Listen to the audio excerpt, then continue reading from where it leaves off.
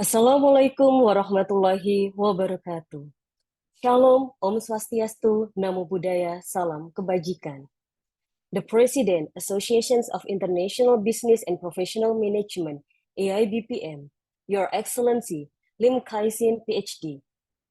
Excellencies, the Vice President of AIBPM, Mrs. Ira Christiana. The Country Director of AIBPM Malaysia, Dr. Desi Kimoe Hong. Excellencies, our co-host, Universitas Muhammadiyah Sumatera Utara, the speakers of today's event, Excellencies, participants, distinguished guests, ladies and gentlemen. Good morning, and welcome to the 2024 Malaysia International Conference of Project Management, ICPM, held by the Associations of International Business and Professional Management, AIBPM. This program is supported by INTI International College Penang and Universitas Muhammadiyah Sumatera Utara.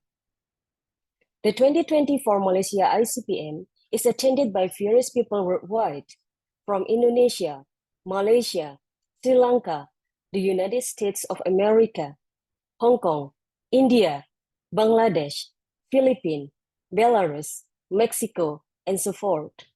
I am Aulia Herdiani. I feel honored to be the host for today's event. It's a perfect opportunity for us to interact and network with you peers and colleagues across countries. I appreciate you taking your busy schedule to join us today, Friday, 26 April 2024. On these occasions, we'll have outstanding discussions with our prominent speakers, whom I believe shall enrich our insight on enhancing human capital through social science insight by emphasizing people-first management. Ladies and gentlemen, before we officially begin our international conference, we will reverse and listen to our national anthem, Indonesia Raya.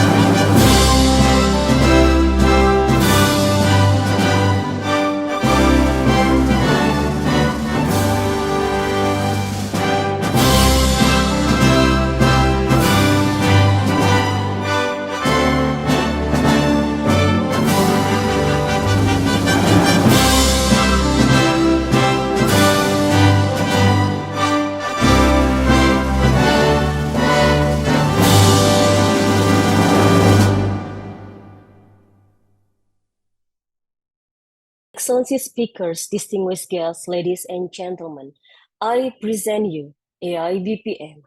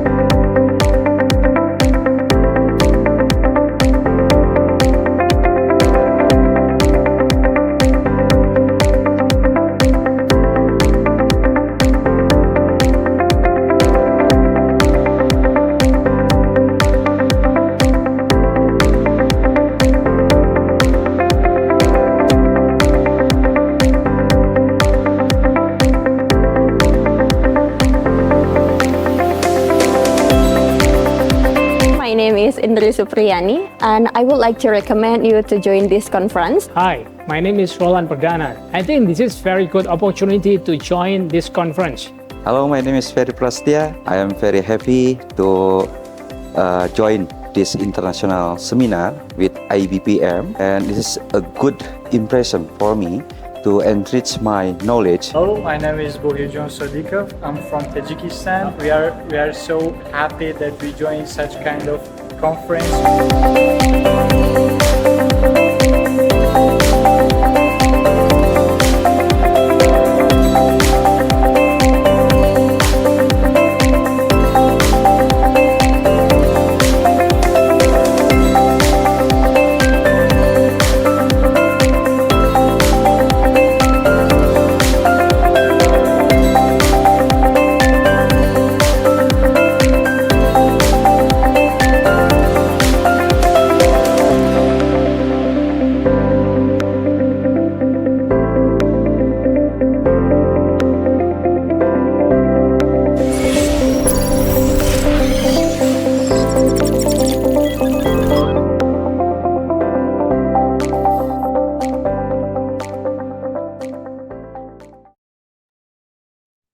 Without further ado, I'd like to invite the respected Vice President of AIBPM, Mrs. Ira Christiana, to deliver the opening remark.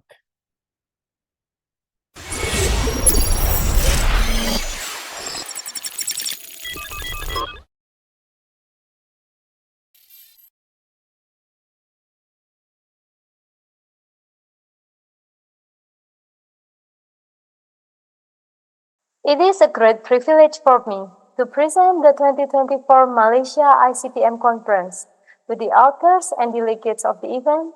We hope that you will find it useful, exciting, and inspiring. The 2024 Malaysia ICPM Conference is a prestigious event organized with a motivation to provide an excellent international platform for the academicians, researchers, industrial participants, and students around the world to share their research findings with the international business experts. In this 2024 Malaysia ICPM conference is attended by around 100 participants from Indonesia, Malaysia, India, and many other countries. There are many presenters to online presenters, and some of them do presentation offline. We would like to say a big thank you for all keynote speakers, partners, and also committee. Thank you for Dr. Gan Kia Hui, Mrs. Ani Malak, and Ms. Hemanwanta Murukia, Chief Executive from INTI College Malaysia, and also team for your huge contribution and help to organize this conference. Without your help and support, this conference cannot be held successfully. Dr. Desi K. Muihung from University Sains Malaysia and Director of Malaysia IBPM, and all of committee members from INTI College Malaysia. And also to our keynote speakers, Dr. Gan Kia Hui from INTI International College Penang, Malaysia, Dr. Tharindu Ameresekere, Postgraduate Institute of Management Sri Lanka, Dr. Firdous Ahmad Malik, University of People, United States of America, Dr. Nwaogu THEi, Hong Kong, Dr. Gui Sailing, General Manager of Penang Youth Development Corporation, or PYDC, Malaysia, and Associate Professor Samriti Mahajan, and Head Department of Commerce and Management, Lingaya Vidyapeeth, Faridabad, New Delhi, India. I would like to say thank you for all the keynote speakers, all section chairs, MC and moderator, for the fully support. Thank you all for your support and your dedication to make this conference happen. The 2024 Malaysia ICPM Conference aims to provide opportunity for the global participants to share their ideas and experience in person with their peers expected to join from different parts of the world. In addition, This gathering will help the delegates to establish research or business relations, as well as to find international linkage for future collaboration in their career path. 2024 Malaysia ICPM Conference outcome will lead to significant contributions to the knowledge base in this up-to-date business and management field in scope. Therefore, on the day of completion of this journey, we are delighted with a high level of satisfaction and aspiration. The responses to the call for paper has been overwhelming, both from Indonesia and from overseas. We would like to express our gratitude and appreciation for all the reviewers who helped us maintain the high quality of manuscript included in the proceeding. We would also like to extend our thank you to the members of organizing team for their hard work. We are now optimistic and full of hope about 2024 Malaysia ICPM International Conference. We appreciate that the author of the 2024 Malaysia ICPM International Conference may want to maximize the popularity of their papers, and we will try our best to support them in their endeavor. Let us wish that all participants of the 2024 Malaysia ICPM International Conference will have a wonderful time in conference. I'm Ara Christiana from IBPM. Have a good day.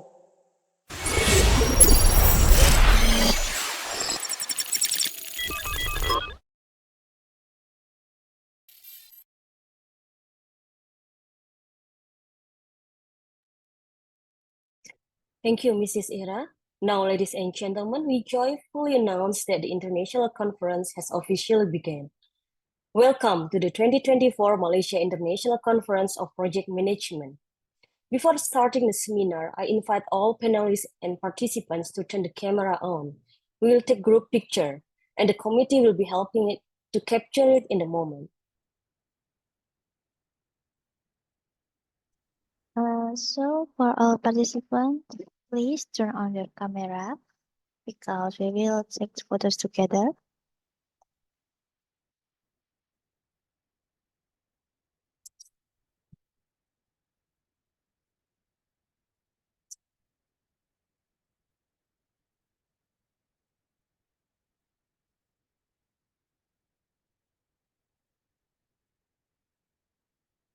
Okay, so I will take the picture from the gallery 1 in 3, 2, 1.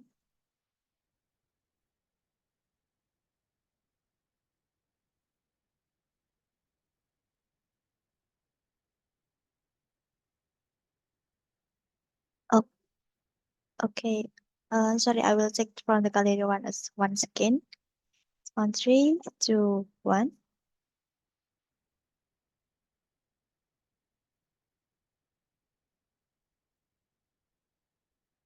Next, on the gallery 2, on 3, 2, 1.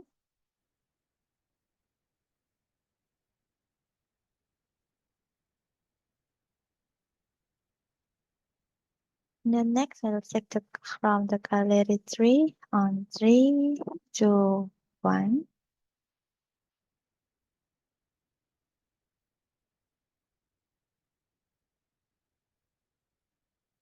And the last gallery, 3, 2, 1.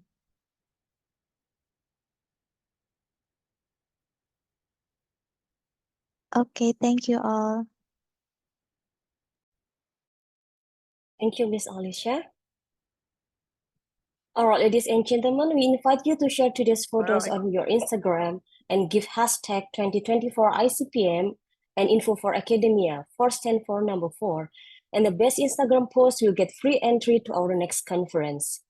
We also invite you to follow our Instagram at info for academia and our YouTube channel on AIBPM Talk Series. You can obtain up-to-date information about our events, publication opportunities, and video of our conferences.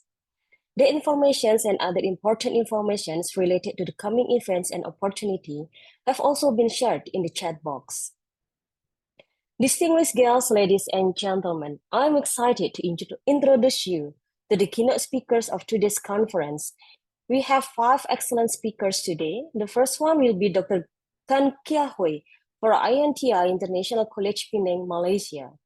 The second one will be Dr. Tharindu Ameresekere from Postgraduate Institute of Management, Sri Lanka. Following will be Dr. Firdous Ahmad Malik from University of People, the United States of America. Following will be Professor Samriti Mahajan as the head of department from Commerce and Management Lingaya Vidyapeeth, Faridabad, New Delhi, India. The last but not the least will be Dr. Nwaogu Chan from Technological and Higher Education Institute of Hong Kong. It is also my deep pleasure to introduce you to our moderator for today's event, Dr. Rudresh Pandey. Good morning, Dr. Rudresh. Hello, Aulia. How are you? Good morning Hi, and good I'm morning good. to everyone. And so nice to Good see morning. you. And so Nice to nice see to you see too. everyone here. And welcome to everyone. Thank you, Dr. Rudresh Pandey. Before we started, let me read his short bio. Dr. Rudresh Pandey is a distinguished alumnus of IIM Indore and represents a unique blend of academic and industry expertise. Alongside his MBA with distinctions from DAVV Indore and PhD from Barkatullah University Bhopal, he has undertaken prestigious programs at renowned institutions like IIM Kozhikode, IIT Kharagpur, and NTU Singapore. His 23-year career features a decade at corporate heavyweights like Read Business Informations and India Today. Beyond being a startup consultant, he is a respected figure in international forums, having presented at esteemed conferences in China, UAE, Singapore, and India, with over 80 published research papers to his name. Ladies and gentlemen, without further ado, please welcome Dr. Rudresh Pandey. Dr. Rudresh, the time is yours. Thank you, Aulia. Before I start, so let me introduce myself. I'm Dr. Rudresh Pandey. I'm from India. And before I start, I'll announce the rules of the presentation. So today we have 6 keynote speakers here in this conference, and all our online participants will be muted during their presentations. There'll be a question and answer session after the keynote speakers finish their presentation. So when all the presentations are done, we'll have keynote presentations. So keep your questions with you. We'll come back to you and we'll ask you to put your questions to all the presenters. I will have the authority to choose who will deliver the questions, and definitely I'll like every one of you to participate in the discussion. Before I start, I would like to inform that each keynote speaker has around 20 minutes to present their slides and question and the answer session after all the keynote speakers have finished their presentation. Our first speaker is Dr. Firdous Ahmad Malik from University of People's USA, United States of America. Dr. Firdous Ahmad Malik is currently working as Associate Professor Economics at University of People in Pasadena, California, United States. Prior, he has served as Research Fellow at the National Institute of Public Finance and Policy and Senior Research Associate at Jindal Center for Global South at OP Jindal Global University, Sonipat, Haryana, India. Dr. Firdous graduated his PhD and MPhil both in economics from Baba Saheb Bhimrao Ambedkar University, Lucknow, India, while he receives his postgraduate in economics from University of Kashmir. Further, he has served as in academic world through his renowned publications in national and international journal of Springer, Elsevier, Taylor Francis, and other Scopus Index journals. Apart from research articles, Dr. Firdous holds onus of contribution to publications of 6 books till date. These books names include Financial Inclusion Schemes in India by Springer Publications, Financial Behavior of Urban Dwellings in India, Norton Press, Asymmetry of Information and Leading Risk Livelihood Patterns of Street Vendors in India, Book Clinic, Health system in Jammu and Kashmir, challenges and opportunities, sneakies. I will also introduce you Dr. Smriti Mahajan, who will present with Dr. Firdous. Dr. Smriti Mahajan is an accomplished academician and industry professional with over 11 plus years of experience in teaching, research, administration. She currently serves as associate professor and head of department in School of Commerce and Management at Lingaya's Vidyapeeth, Faridabad, India.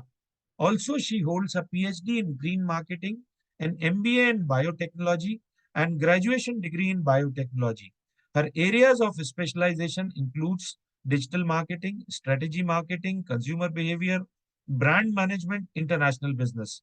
She has authored 2 books, more than 10 chapters, case studies, 5 design patents, and 20 utility patents, India and international patents. Her research contributions include several international scientific papers and review papers. Dr. Mahajan has been speaker for the World Innovation Patent Conclave, guest of honor for IPR Cell, BIT Raipur, project judge, BIMT Bangalore, session chair for seminar and conferences, and resource speakers for FDPs and MDPs. So it's privilege for me to introduce these people. I'll first invite Dr. Firdous. Anyone of you who have been attending our conferences knows Dr. Firdous, and Dr. Firdous is a research scholar, a personal friend of mine. And Dr. Firdous, the time is yours.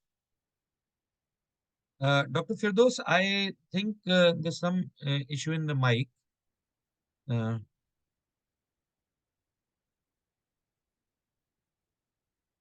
Oh, okay. Just a minute. I'll see if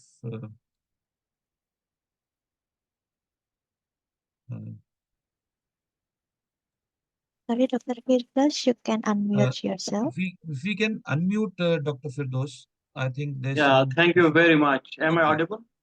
Yes, Dr. Firdous, you're audible. Thank you. Thank you very much, dear esteemed colleagues and conference attendees. I am honored, really, to stand before you today as we gather at 2024 ICPM Malaysia Conference to delve into the crucial theme of people post-money. As we embark on the journey, I am reminded of the profound impact that prioritizing people has on organizational success and overall well-being of the people. It is our fast-paced and ever-evolving world. It is imperative that we refocus our attention on the heart of every organization. It is people by placing individuals at the forefront of our strategy. We not only cultivate a more inclusive and support work environment, but also drive sustainable growth and innovation. Throughout my career, I have been witness the transformative power of the people post money. It is actually a philosophy that goes beyond policies and procedures. It encompasses a mindset that places value on the unique talent, perspectives, and aspirations of every individual within organization. Today, I invite you to join me in exploring the tangible benefits of this approach, from enhanced employees' engagement and retention to highlighting organizational performance. As we navigate through this conference lets us challenge ourselves to embrace a leadership style that prioritizes empathy, empowerment, and genuine human connection. Let us seek to build workplaces where every voice is heard, every contribution is valued, and every person is given the opportunity to thrive. Together, let us pave the way for a new era of people first management, where the success of our organization is intricately linked to well-being of and fulfillment of our greatest asset, that is our people. I am truly excited to embark on this journey with all of you. I look forward to insightful discussions and dialogue and exchanges that lie ahead. Let me present my presentation. So am I allowed to share my presentation?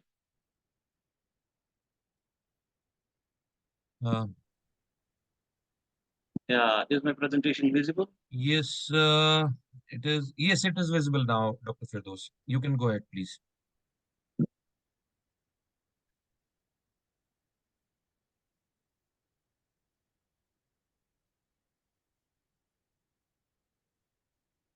I find this conference quite unique, where we are discussing the central point on the people first management. So the question arises, the motivation arises, why we need people consideration, why we should focus on people management.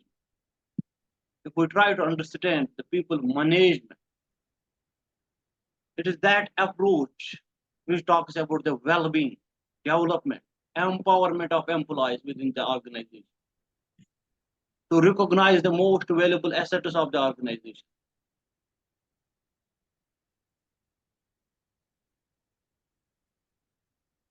So in my presentation, the first slide, which clearly mentions or empowers the central theme of this conference is the people management push. So therefore, the dynamic business environment, it requires deep understanding of the human behavior, which gives us the opportunity or ability to harness the power of organization, where valuable asset is not money, not infrastructure, not road, not profit, not credit, but the central effort is people. So the most valuable of any organization, whether it is academia, industry, they are only the people. So in this presentation, we will try to understand how important are the people, and we will explore it through the perspectives of social science. We'll try to leverage our understanding, what social science subjects are encompassing us, how we can value or leverage human capital and drive into the organizational sector. So if we try to understand the human behavior or human capital, we can better understand it with the three core subjects, that is psychology, sociology, and anthropology. If you are a learned student or you have been the student of educational development, then definitely you have gone through some of the theories, some of the understanding, some of the learning, some of the definitions of psychology, which teaches us that what motivates an individual or a person, how an individual takes a decision, how cognitive mindset decides or helps an individual to think. And this approach where we are talking about people first management, it is a learning where HR management or leadership should take initiatives on the basis of these perspectives. Where psychology teaches us that individuals are different, where psychology makes us understand that there are different traits, there are differences between individuals, there are capabilities and capacities which which are altogether different between one individual or other. So to understand the human behavior, we should learn the insights from the psychology. We should try to understand the theories of motivations, where the great Professor Ibrahim Masuli, he talks about that how hierarchy explains the needs, where a self needs are first formalized, then the individual goes to the next stage where he explains her or himself about the self-determination. So Massilian Dr. tried. Firdous, I would request you to kindly put the slide on the slideshow. Sorry for the disturbance. Thank you, sir. So it is now visible. Yes, sir, it is now visible. Thank you, sir. So the great Macaulay, who has contributed different theories, the theory of motivation, where he is talking about that how an individual supposed to focus on his self-interest, while his basic needs are fulfilled, then he can shift to the next stage that is called self-determination. So definitely, if we try to understand this approach, these insights from the psychology, same applies to the organization, where an individual, we have already discussed it in the first slide, is the main valuable asset of any organization. He should give the basic, areas. He should give the environment where he will have self-esteem, his growth and development at the first level. Then he can, determine the other. Similarly, the perspectives of sociology, which gives us understanding of group dynamic, which tries to understand of that how important is culture and how crucial it is playing role in fostering collaborations and innovation. Sociology gives us the concept of family, kinship, and the various relationships which definitely contribute great profit. So if we try to move to the next social science subject, that is called anthropology, which not only merges us in a group or teamwork, but it makes us understand different cultures and gives us the values where we are embracing diversity, which lead the sad term that which gives us the understanding of more inclusive and effective workplace. So if we try to sum up all the social science subjects that are psychology, sociology, and anthropology, they are connected to understand us that how individuals are different, how traits are different, how capabilities and capacities are different. Then sociology in a community, how leadership, how family, they are working together. Then anthropology, how we should address diversity, how we should work together, how it helps us to be more inclusive. So these are the understanding of social science. If we try to move that effective communication and collaboration, we are trying to understand in this conference that the central area of any organization is a human capital. It should be great value. So the first previous slide, we have tried to understand the social science subjects and their perspectives, how they can help us to contribute for the development of a people, for the management of a people. But there is one more stage where we have to talk about active communication and collaboration. So if we try to interpersonal skills, developing strong communication skills is essential for building trust, rapport, and productive relations. Nowadays we are having AI, we are having machine, where we are learning codes, where we are dwelling, or the technology is evolving, we have to update ourselves. We have to learn, seek, we have to contribute. So therefore, we have to develop these interpersonal skills. We have to, focus on strong communication skills. So it is again a challenge for a human how to learn, how to update these skills. These are the questions because we are learning personal money, we are learning people money. So the thing is, we have to work in team. The HR, the leadership, they have to work in the team. They have to understand that difference. They have to understand gender is different. Human capital is having differences. IQ is different. So therefore, we have to trust on teamwork. Why we foster a collaborative environment. We will accept diverse perspectives and give value, lead better solving and decision. So unless and until we will not recognize, value the people, we cannot lead a better organization. We cannot be a sense. So therefore, at an individual level, we can develop interpersonal skills. But at the second level, it is the organization which has to create the environment of the teamwork and give the equal opportunity so that we can solve the problems together. Again, the complex resolution of the important points to discuss. with respect to the people management. It is the effective conflict resolution strategy that can help challenge situation and maintain a harmony.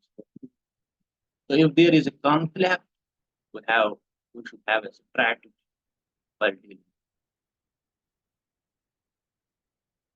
Then again, next slide, where we are talking about industry, people management, post perspectives from social science. We try to understand employee motivation and engagement.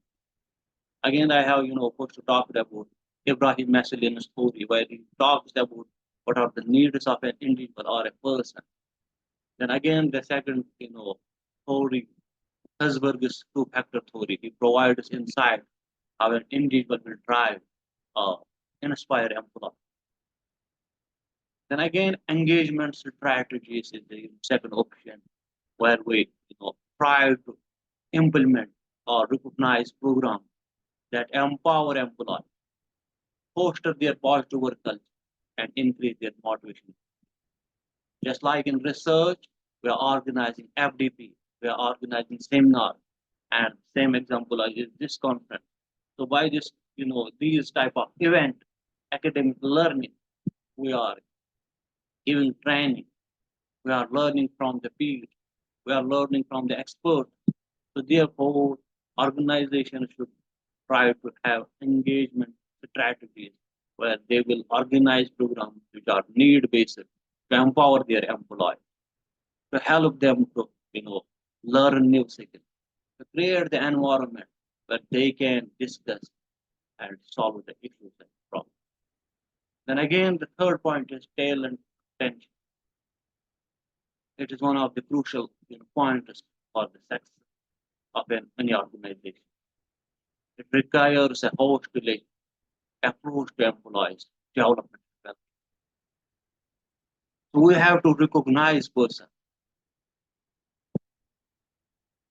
So now I would like to, I would love to, call my co-speaker, Professor Samriti Mahajan, to put light on the next slide. Please go ahead. Thank you so much, Dr. Firdous. Am I audible? Yes, please, you are audible. Yeah, okay, thank you. And first of all, I would like to thank you to the organizing committee to invite me here on such a great platform where we can share our thoughts. So continuing with the presentation, so what is leadership and management styles? As we know that everyone wants to become leader and they want to adopt different management styles. So I have few examples with me for you guys. So there are different 8 to 9 leadership styles right? So first is autocratic leadership. So if I combine the autocratic leadership, that would be a directive leadership. If we can see Steve Jobs, right? He is known for visionary leadership, insisting on final say and making the independent decision without much input of the others. So that is known as autocratic leadership. Second would be the democratic leadership. The democratic leadership we had seen in Abraham Lincoln, who was praised for inclusive leaderships, actively seeking inputs, listening to various viewpoints, and emphasizing on democratic principles and conscious building. He has always seen that inclusive leadership was much required in his zone. Third, leadership, when we talk about, so that is laissez-faire. In this, what happened if we can talk about the Google's founder, Larry Page and Sergey Brin. So we have they have encouraged independence and autonomy, allowing employees to pursue personal projects, fostering innovation and creativity so they can bring something new into the community, into the consumer, so that better they can be benefited from the projects. Further moving on, we have transformational leadership. The transformational leadership was seen in Nelson Mandela, where he transformed a divided nation, exemplified by vision, charisma, and he had the ability to inspire the hope into the people, where they can lead the social change and reconciliation of the work has been done. Then there is transactional leadership. We get often confused into transformational and transactional.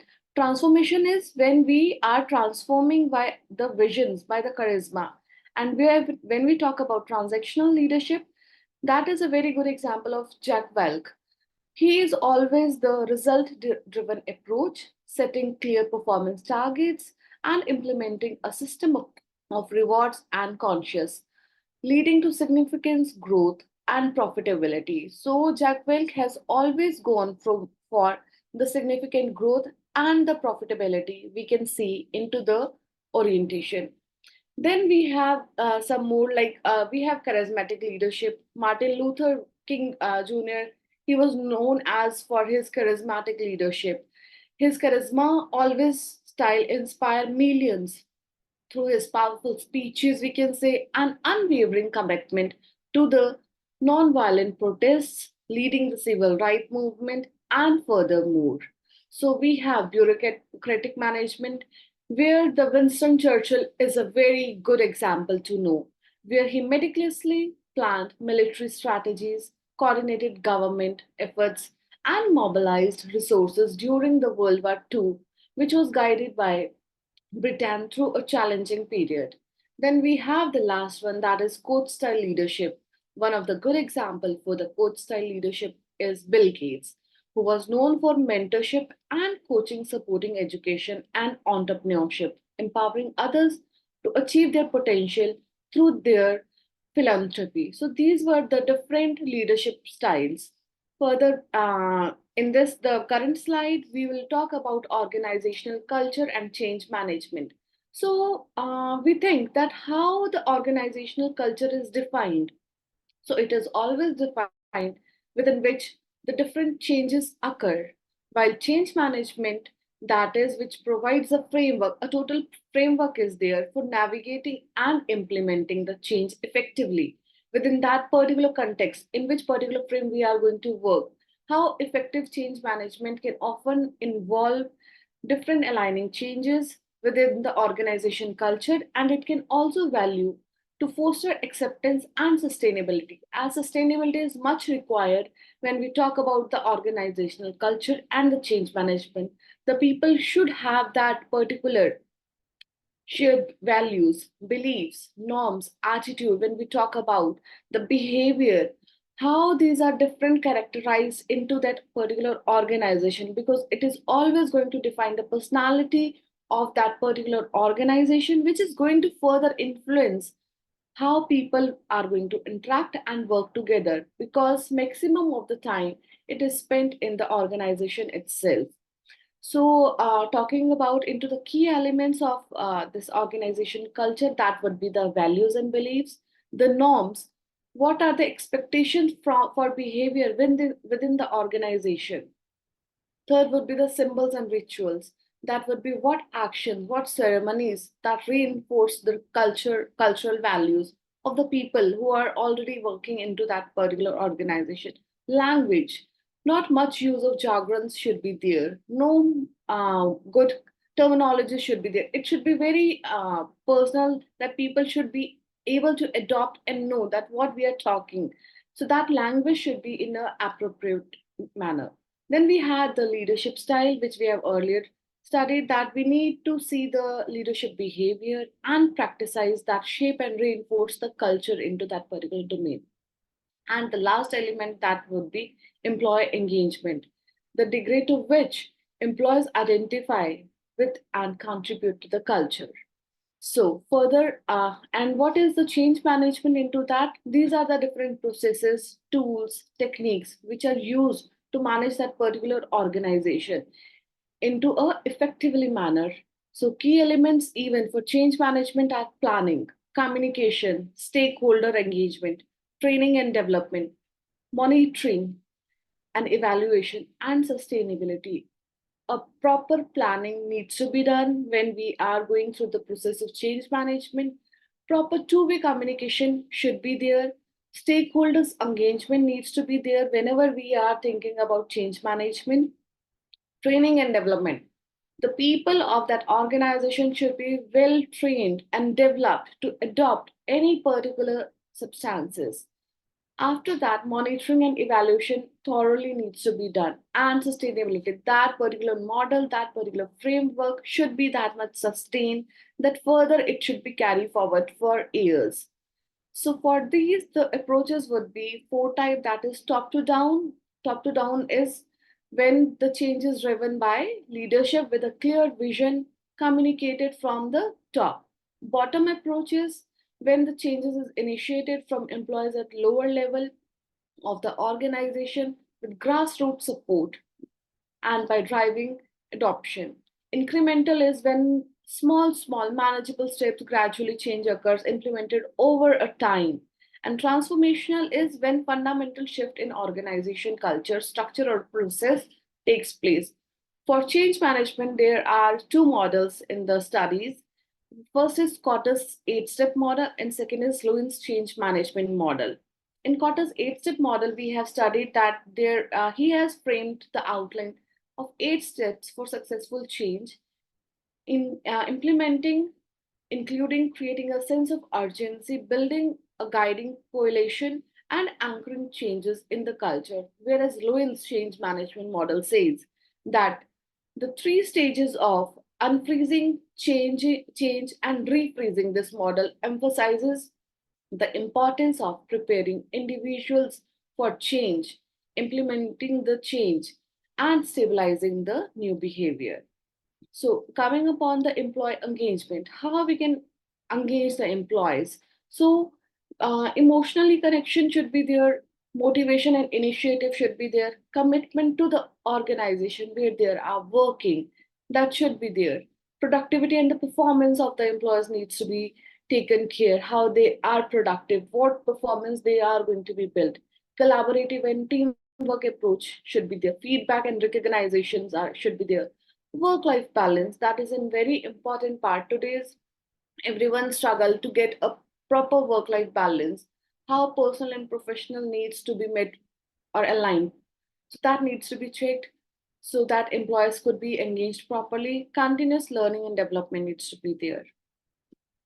Moving to further, so diversity, the previous slide, I'm talking about the previous slide, diversity and yes, thank you. So here, diversity and inclusion, if we talk about what is diversity and how the inclusion really take place into the system. So diversity and inclusion are essential for creating a workplace where all individuals feel valued, respected, and empowered. Why? To contribute their best work, because until or unless they are not valued, not respected, or empowered, so they won't be give their best in their work. So by embracing diversity and fostering inclusion, organizations can unlock the full potential of their workforce and drive sustainable success into the organization itself. Whereas diversity also encompasses human differences like races, gender, and culture, benefiting organizations through different innovation, better decision making, improved performances, and enhanced reputation. So, what challenges there are include like there could be unconscious biasness, resistance to change, that I'm not ready to change according to the system, and lack of representation where we are not able to properly represent that what was required, how it could have gone through. So which can be addressed through different strategies. So what strategies the managers or team leaders can employ? So they can do this by addressing through strategies like inclusive hiring, training, leadership commitment. That is very important. If we are handling a role of a leader, so we need to fulfill our commitments. Then employee resource groups. So these are the certain factors. Then inclusion, how inclusion really works by creating an environment where all feel valued and empowered, lead to belongingness, what in actual I belong to, what I need to deliver. Until and unless I am not belonging to this particular organization, I won't be able to deliver the full output result of my work. There should be equity, there should be open communication, flexibility, and benefits such as engagement, innovation, and effective conflict resolution. So there are some strategies for fostering inclusion that can include leadership commitment, employee participation, training, diverse leadership, and feedback mechanism. For any particular organization, the feedback mechanism that is very much important. Can we go to next slide? Thank you so much. So talent development retention. So how we can see that how the talent is really developed, how the retention of those particular talented employees can be done. So it could be through effective recruitment and selection process. Whenever we are going through the recruitment processes, whenever we are shortlisting, so we need to see the high potential employees. We need to see that what different kind of opportunities we are going to provide. What is the different job description? Is it according to that particular person's forte or not? So that needs to be identified. Assessing the potential and identifying the high performers that we need to see. If a person can do only 10 hours work, so we can't give him 11th hour or 12th hour work, right? So we need to identify, we need to assess the potential of those particular employees, that how much the work effectively they can do. Then it further moving on, it would be providing opportunities for growth and development. Always we need to provide the different opportunities to our employees so that they can grow into their own domain and they can develop more suitability. Training and development programs should be there, like skill training and knowledge development. Leadership development, succession planning should be there. Mentoring and coach programs should be there. Sometimes people working into their own organization feel left out, that now they don't are not growing in a particular domain, right? Because they are so much occupied with their own work that they don't have that sense of feeling that yes, I need to learn new technologies. For example, now we have launched one skill development program that is for the senior level management, because they are already in 50s 60s, but still they are not capable of using AI, how to work. So we have launched the program so that we can support them, we can make them trained, equipped with the new recent technologies. And retention, so retention is a very crucial part. We need to retain our employees. We need to see how benefits we can provide to the employees to whom we are already working. We need to provide them some work-life balance also, some flexibility in the work should be there. So we can retain them in a particular, so that the top talent of our organization is not rendered and is not going away from us, because the market has full of competition.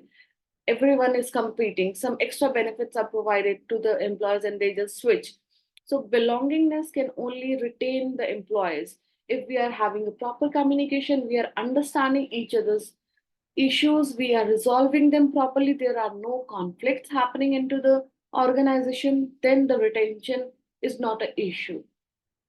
So that's all. Further, I would give the slide to the Dr. Firdous. He can take over and conclude.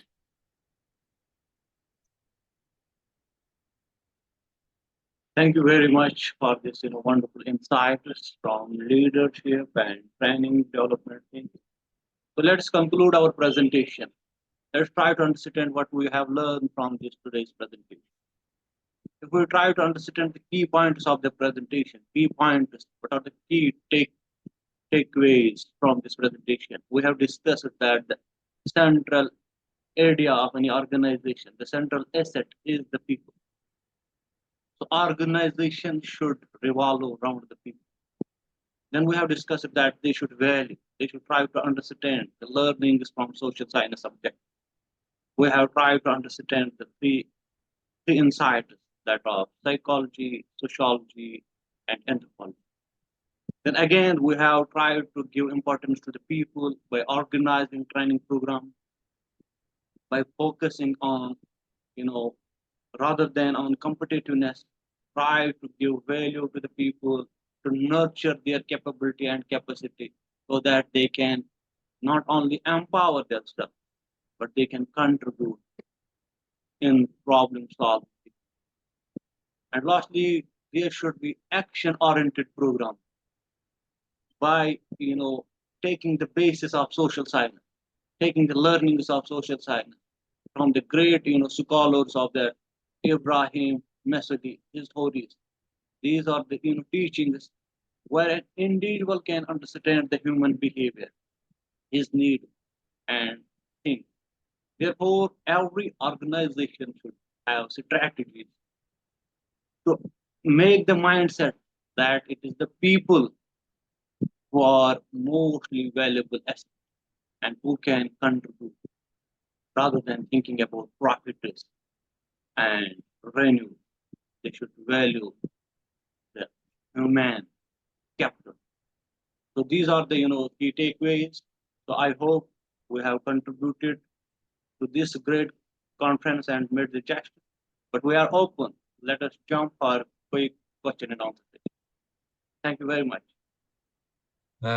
Thank you, Dr. Firdous and Dr. Mahajan. It was indeed a great presentation and a great learning for all of us. And especially, I was also learning a lot of new things. So it is definitely a new way of looking things when you talk about people first management. So this is just more than human resource, which we have been talking. And you also spoke how to understand human behavior. I think you explained very well, sir. Psychology, sociology, anthropology, and what are the connections here which we can make in people management and how effective communication can be done. And I would like to add and agree with you that you said that it's a responsibility of organization to have effective communication. I think that's very true. And then leadership styles, you gave examples, and that was something very fantastic in your presentation, change management model, as Dr. Mahajan was talking, and diversity and inclusion. So that was also something which we have learned, and talent development, retention. Obviously, I can go on talking about your presentation. So it was a great presentation, and thank you for both of you. For the listeners, I would like to tell you that you can ask your questions in the end when all the presentations are done. Meanwhile, if you have any questions, you can always put them on the chat. And when you're putting in them on the chat, you can always just a minute. I think I have some disturbance. Okay, so you can always put your questions on the chat, and then we'll take those questions in the end when all the presentations have been done. So, ladies and gentlemen, let me introduce our second speaker, or rather third speaker, Dr. Gan Kia Hui from INTI International College, Penang, Malaysia. Dr. Hui is Head of Programs, Center for Australian Degree Programs, CADP, come lecturer at INTI International College, Penang. She holds a PhD from USM. Her study focuses on organizational behavior and management, excuse me, as well as psychology, safety, climate. She has 8 years of experience teaching in a higher education institutes. Her area of expertise is in psychological safety climates, project management, organization behavior, management science, business entrepreneurial, simulation project, and other management papers. She has won the Best Paper Award at AIC 2023 and First International Youth Conference in 2021. Dr. Hui, time is yours. Please. Thank you, Prof. Dr. Rudresh, this is my pleasure to have you as my moderator. Thank you, ma'am. Thank you. Let me share my screen.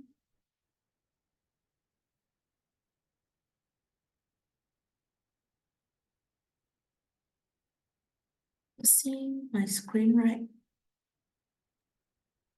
Yes, we can see your screen, ma'am. Okay, thank you. So let me start my sharing today.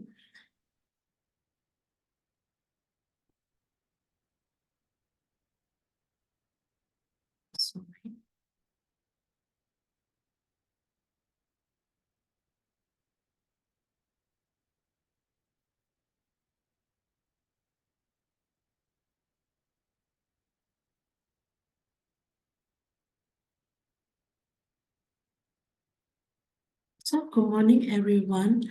I'm sure many of us can relate the challenge of balancing teaching responsibility with meeting the KPI and staying active in the research publications.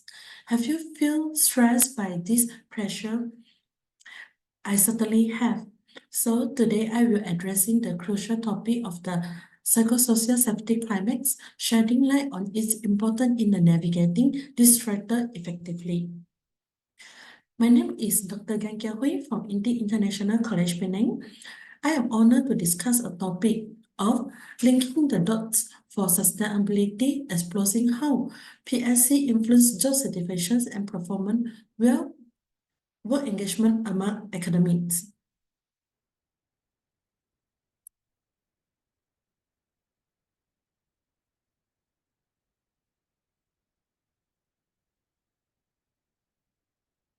One minute, sorry. Okay. According to the News Rate Crime 2023, 1/3 of the adults actually then facing the mental health issue. Therefore, the 2023 budget allocated 34.5 million to support the National Center of the Excellence for the Mental Health and strengthen the mental health and the psychosocial support service.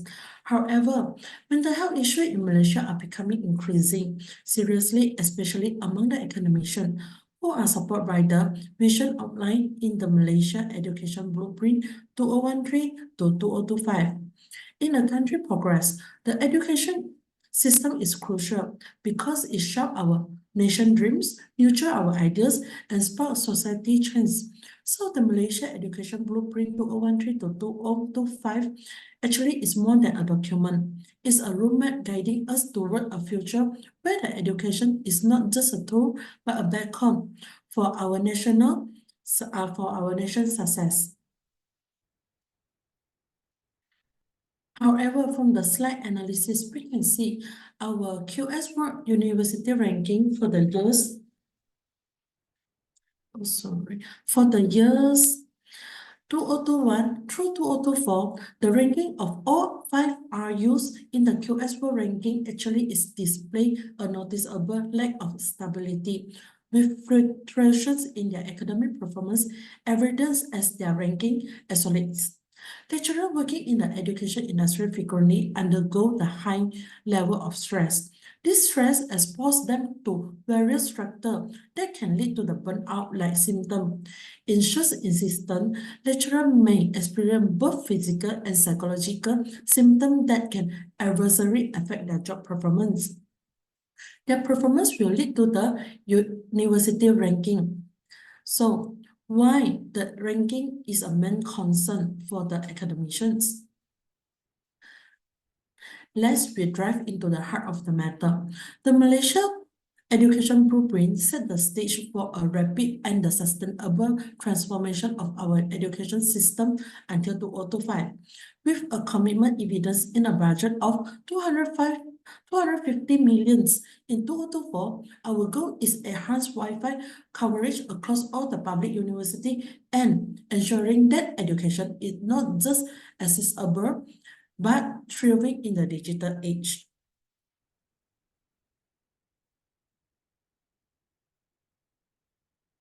Is grounded in the understanding that high-ranking universities are not just academic institutions, they are the key player in the global arena.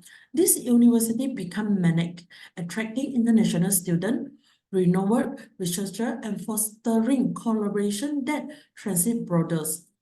Our focus on achieving the high ranking is not merely a prestige, but this is a strategy, how to move to the bolster our nation's global standing. University with the high ranking often perceived as offering not only quality education, but also is a hub for the cutting-edge research and innovation. This perception, in turn, attract foreign direct investment, creating a positive feedback to look the growth on developments.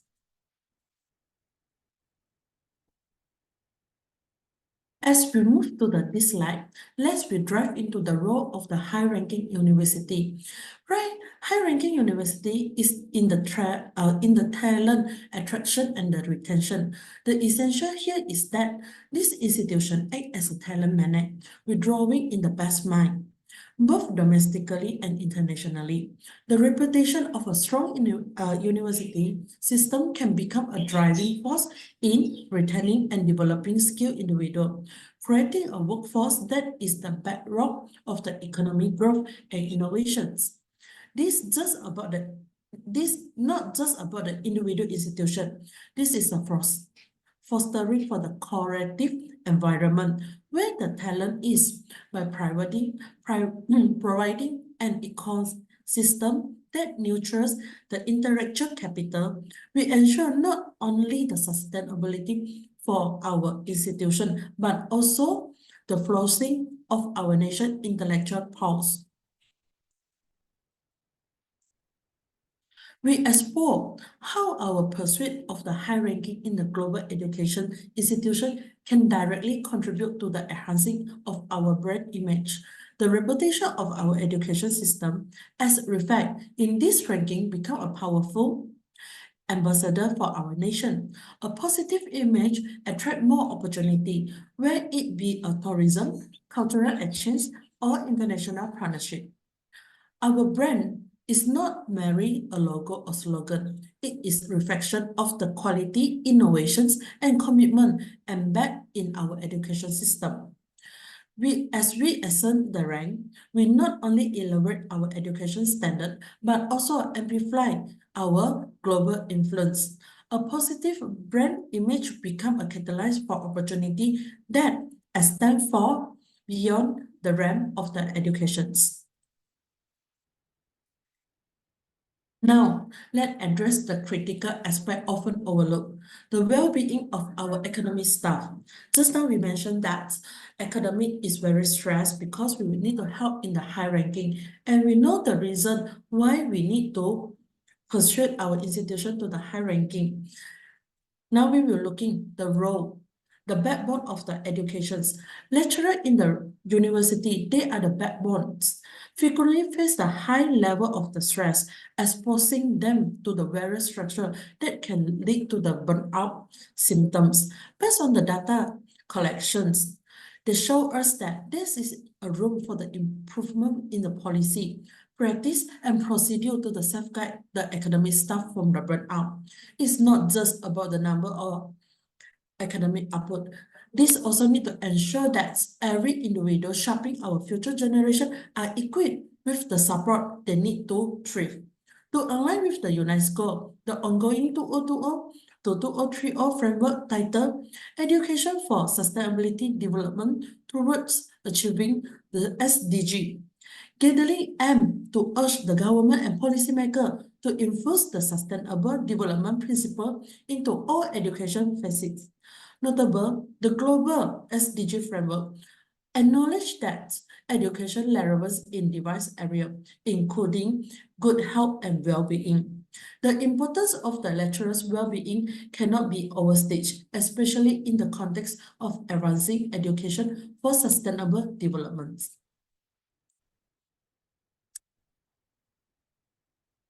As we invest in the education, we must also invest in the well-being of those driving the education engine.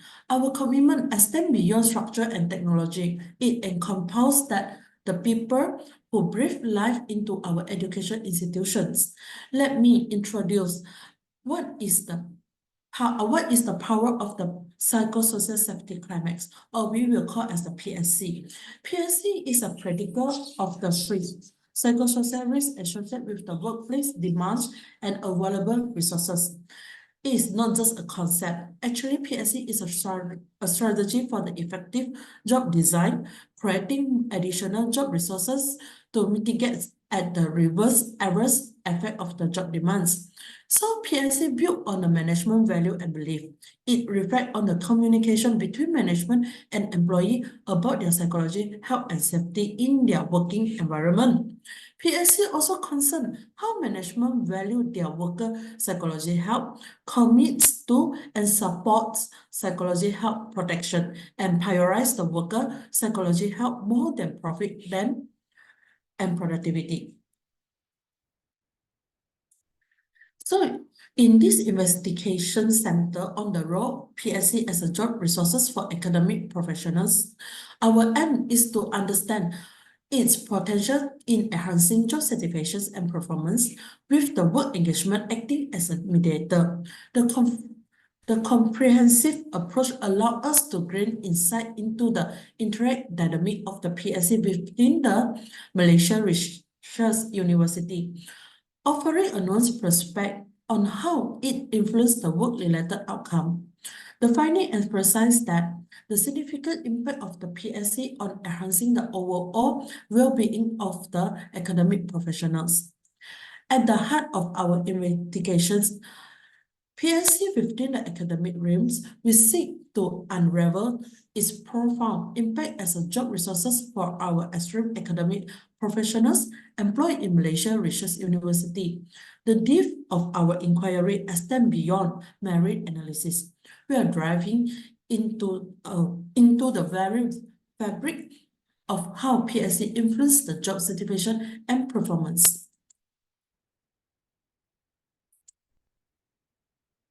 The study stands as the background, shedding light on the potential transformative power of the PSC in shaping the work-related outcome of our academic professionals. As we navigate through the integrations of this research focus, our aim not only to understand, but also we need to provide insight that may pave the way for sustainable improvement in the academic landscape. In essential, it is broader into the powerful impact our research seek to make the education narrative of Malaysia.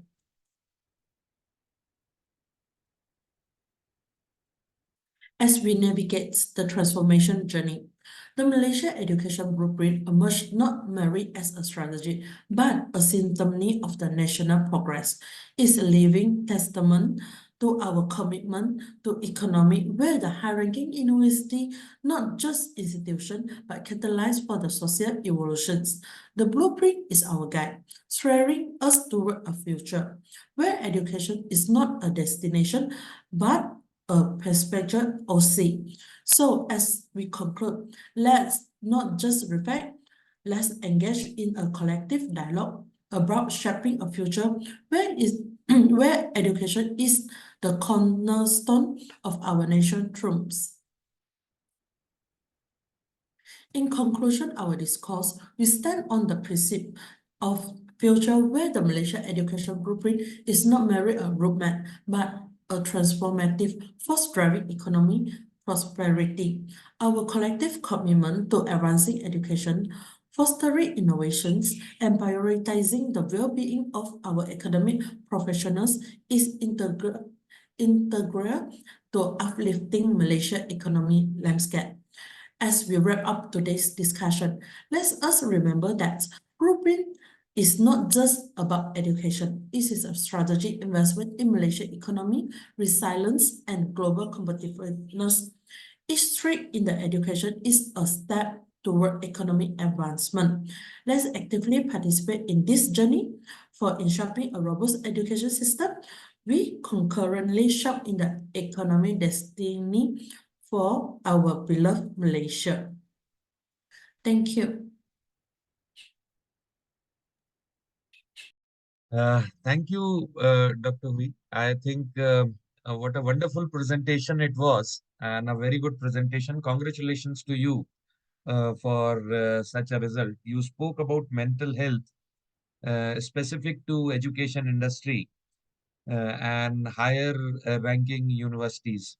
I think Yes. it's a area which needs a lot of focus across world. We in India see this. You are doing the work, so great work in Malaysia on this. You also spoke of how faculty well-being is important, because at times it's very lot of stress is there, and you spoke well. And your research on PSC, psychological safety climate, is, I think, giving the way forward for what should be done and how these institutions, especially the high-ranking institutions, should take forward. I think a wonderful presentation, and thank you for it. And congratulations again. For the Thank you. participants, all the listeners, I would like to again tell you that we will have the question answer sessions once all the presentations are finished. And what you can do is, in the meanwhile, if you have questions, you can note down the questions at your end, or if you want, you can send me on the chat also. You can put those questions on the chat, and we'll take those questions after all have finished. Now, ladies and gentlemen, please welcome our fourth keynote speaker, Dr. Tharindu Ameresekere from Postgraduate Institute of Management, Sri Lanka. Dr. Tharindu is a senior lecturer at the Postgraduate Institute of Management, SJP, specializing in finance, marketing, communication skills, sustainability, and digital disruption. Dr. Tharindu also has been coaching students for CIMA professional qualification for over 15 years. He also is a founder of award-winning digital agency, THEi, and National Public Speaking Champions at Toastmasters, being the only Toastmaster in Sri Lanka to be ranked #1 in 3 competition categories. His publications in academia have been recognized in the AIB South Asian Conference 2022, hosted by Indian Institute of Management, the Global Winter Conference in France, and World Education Summit in Malaysia. So I welcome you, sir, and I hope we are going to learn a lot of things. You are a wonderful speaker, I know. So the time is yours, sir. Thank you very much, Dr. Rudresh Pandey, for that wonderful introduction. Aibowan, good morning, salam, and very happy to be here today. I think for the third consecutive year, I've been invited to be a part of this wonderful conference. It's an absolute pleasure and honor for me. So without further ado, I'm going to take you through a very short presentation for about 20 minutes as advised. And I have a very specific theme related to our main sub-theme, related to our main sub-theme of this conference, that is using AI to complement or to augment human capacity. In other words, I am addressing this very common question. I believe I am audible. I believe I am audible to everyone. Yes, sir. You are audible and your screen is also visible. No issues, sir. So I'm going to address this very common concern that a lot of people are having, which is, will AI take over our job? Right? Will AI take over our job? That's a very common fear, a worry, a problem that almost like every person, if you talk to today, they will be having that concern. Will AI take over my job? Will AI take up? I mean, you hear this. You hear this. So many surveys are being done. But I'm going to give a little research-driven insight to this real question. And at the same time, we are also going to see what the future holds, right? So, moving on, if you look at a quick look at the numbers, about more than 1/3 of the business leaders say that AI replaced their workers in 2023. Right? There are multiple research and surveys being done, but there are many who say that AI actually replaced the workers that they had, right? At the same time, if you look at another survey by Asana, a very common automation platform, a survey done by them shows that employees are saying that 29% of their work tasks are becoming replaced by AI. Right? And that means it can be normal accounting work or documentation filling work. There's a lot of these things that are actually getting replaced by AI. If you look at it here, the former AI we used to have, we call it the narrow AI. AI has been a part of our daily lives for a long time. Only now we are beginning to realize it. The AI we used to have with us, my friends, the AI we used to have with us, that AI was what we call as a narrow AI. narrow AI, like for example, your email spam filters, where they go through all the emails, figure out which one might be spam, which one might not be spam. I mean, that's also AI, but that falls under the category of what we call as narrow AI. The AI we have today, systems that can watch and learn how humans do something, systems that can watch and like see multiple things that humans do, and then carry that out in a coordinated manner. Even certain things like ChatGPT and all, or Copilot, for example, where they can write songs, write essays. Sometimes, we've had students trying to use it for their assignment purposes and so on. All that is a part of what we call as more broader AI, strong AI. So the more general AI gets, earlier the difference between humans and machines were also that humans are very good at general things. Like if you get a human, he can create a product, he can write a poem, dance, sing, all that. But a machine might only be able to move a component from point A to point B. It will do it much faster and better than the human, but that's the only thing it can do. Today, we have AI becoming more general, becoming good at a lot of things. And that's, I believe, where this massive amount of AIification or this automation via AI is taking place. So in other words, earlier we used to use AI for things that humans are not so good at. But now we are using AI for things that even people are good at. We are still using AI because it's learning and becoming much faster. So how many jobs will be lost according to surveys carried out in the US? They expect that the minimum amount is they expect about 75 million jobs to be lost due to AI. They expect about 75 million jobs to be lost due to AI. That's the common expectation which they have. 75 million jobs to be lost, right? But that's a bare minimum. That's a bare minimum.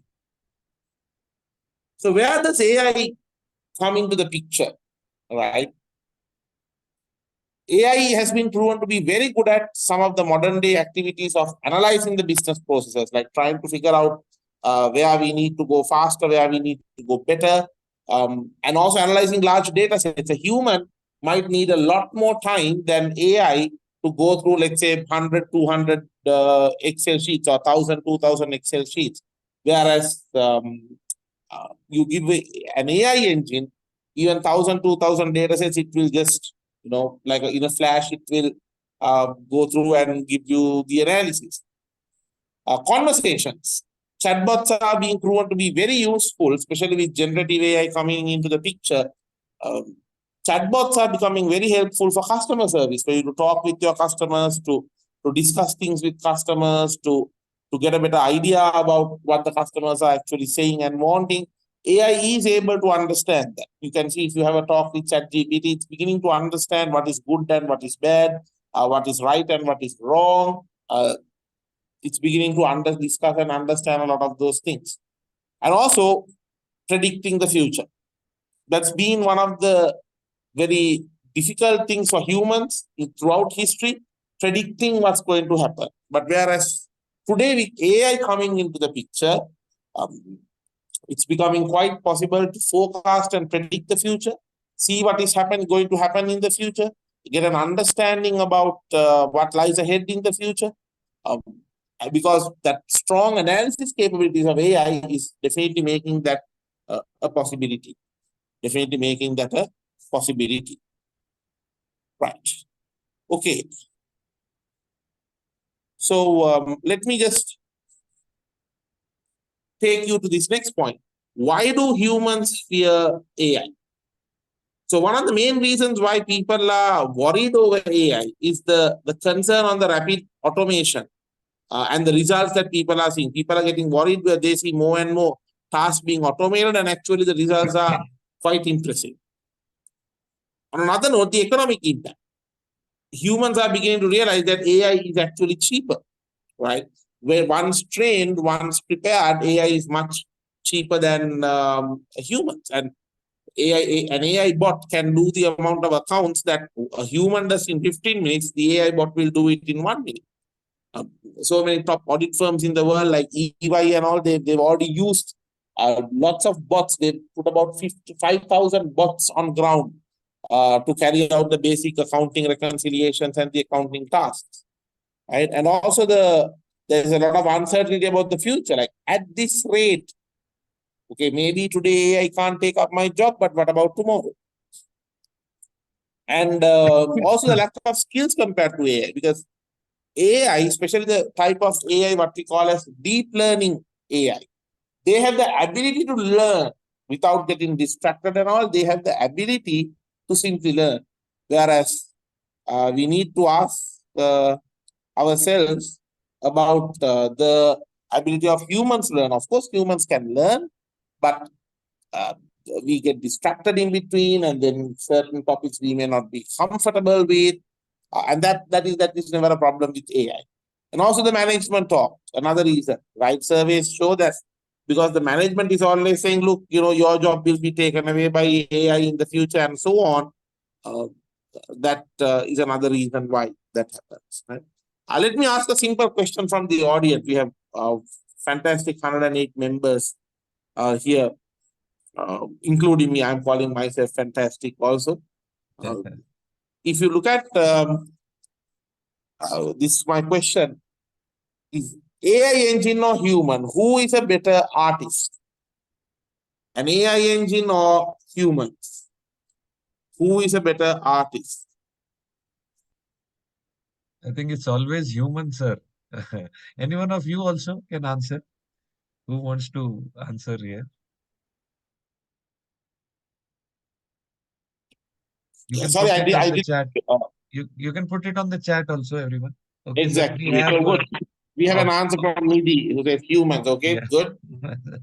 So we are more towards humans, sir, I suppose. Yes.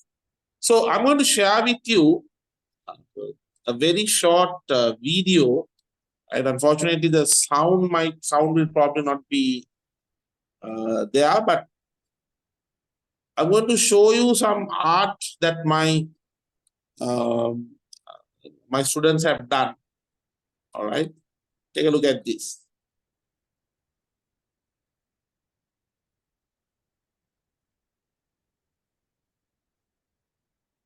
So what happened is my students and I, we used an AI image generating platform, Midjourney, and none of these students, all our MBA students who were studying artificial intelligence with me, and all my students, none of them were artists, right? None of them were artists, but these images were generated using Midjourney. Take a look.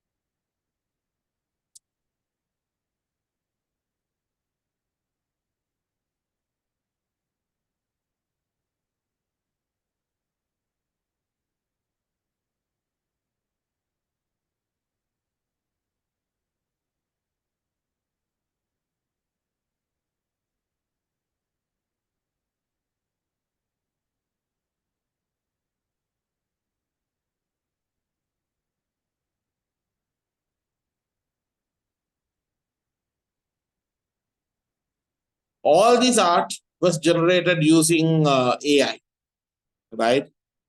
Absolutely, yes. Prompt is given by the human. So the human is in control, fair enough. But do remember the output is generated by the AI engine.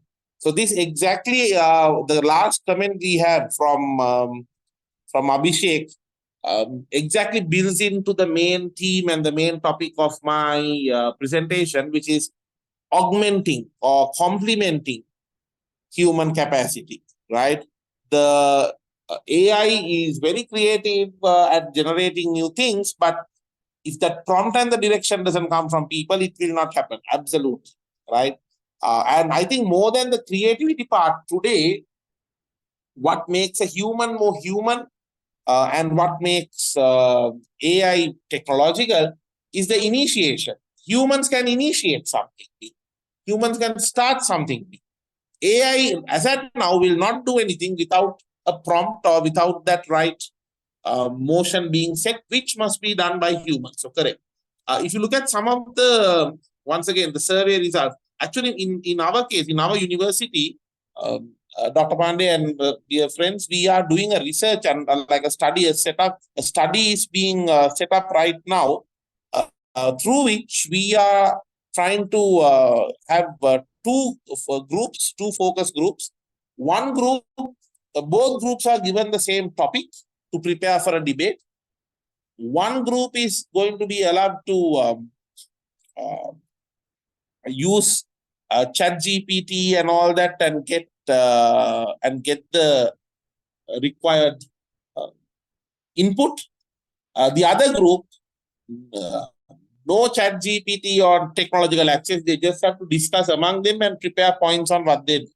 And both of these teams are going to be put into a debate, and we are going to get the judging panel to judge without knowing who prepared with AI and who didn't prepare with AI, just to see whether this preparing with AI or depending on the traditional knowledge and the know-how, what is the impact that it has on our thinking, on our beliefs, and on our approach to a problem. So probably by next year, if I'm still a part of the conference, we will have the results of that, which I can come and share. So if you look at, as a result, the highest job growth, so AI is unlike to replace jobs. This is a research from World Economic Forum. We call it the Future of Work survey. AI is unlikely to be able to replace jobs requiring human skills, mainly judgment, creativity, physical dexterity, and emotional intelligence. And in fact, the largest job growth from 2023 to 27 is expected to be in the areas of drivers for heavy trucks, vocational education teachers, and so on, right? And the most important skills that employers will need that AI can or can't give is analytical thinking, which probably AI can give, and also empathy, understanding the others, that AI is still getting there, not at all there where it should be. I mean, just a few years ago, if somebody starts typing saying dear life or dear world, AI was at a point where it will suggest, looks like you're going to commit suicide. Can I give you some tips? So, but clearly today it has moved away from that. If the slightest point where an AI engine feels a human is going to harm him or herself, it will refrain from giving any further advice or input. And also the leadership, right? Leadership also still is quite human. Active listening, to a large extent human, and social influence. Right? After all, to influence others to get the people going in the direction, you need to still be human. However, having said that, so this is once again a summary of it, directly from the Future of Work study on largest job growth. So you can see academia, most of us here, our jobs seem to be quite still in demand and growing, simply because, as I said, humans have the ability to create new knowledge without a prompt, simply based on the initiation. So what are the main ways in which AI can complement these human skills? Repetitive tasks, better analysis, giving recommendations. If you have a data set connected, it can be used, the AI can be used to give good recommendations. Also natural language processing, like today AI engines can simply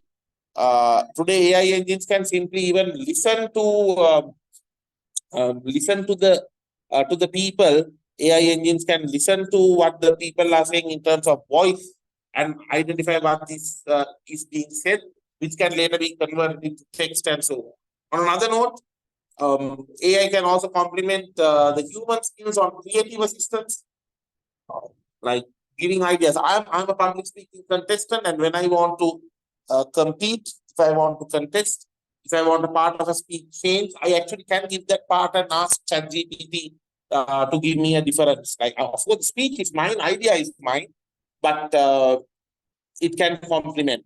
I was giving one speech where I say that people keep on asking you, are you mad? And I wanted that word mad, M-A-D, to stand for something more meaningful. And at that point of time, ChatGPT said, MAD, mad, can stand for make a difference. That MAD, mad, can stand for make a difference. And predictive maintenance, like helping people to figure out before something is going to break down. Risk management, helping us to train. ChatGPT and other generative platforms are used for training people. And like I said, using chatbots for more enhanced customized decisions and customer interactions. Having said that, a lot of people thought the CEO's job is safe due to from AI. No longer. A few months ago, the Portugal-based beverages company called Dictator, they implemented a humanoid bot as the CEO. So even the CEO's job, they are now testing to see, can we have an AI-based robotic CEO, right? So finally, where is it that generative AI replace humans, right? Or can it replace? Not really.